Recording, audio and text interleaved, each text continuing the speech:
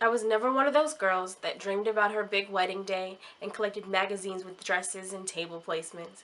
So at 17, I knew I wasn't going to get married, and kids were probably not in my future. This completely went against the Pentecostal background that I'd been raised in. Having a boyfriend wasn't a big deal either. So by the time my senior prom rolled around, I didn't have a date, and I was enjoying it.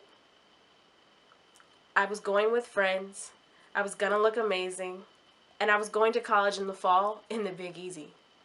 So who cared? Boy, was I in for a big surprise.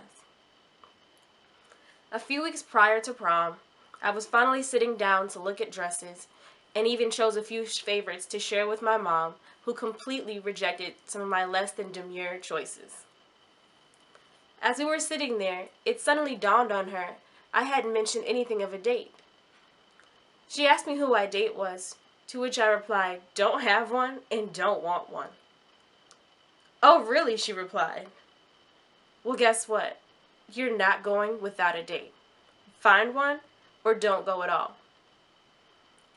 I'd already been on the fence about going anyway, but with all the planning and the money that had already gone into it, I had no choice but to find a date. At the last minute, I was able to find a mutual friend that had already gotten a ticket to the dance and just didn't have a date. So with the help of a friend, I finally secured my date to prom with the approval of my mom. Much to my chagrin, I had to admit that I had fun, and even had to admit this fact to my mom. I'm sure she would have loved for me to have pictured myself on my special day with the foreshadowing of what my fairy tale wedding could be like, but I wasn't convinced.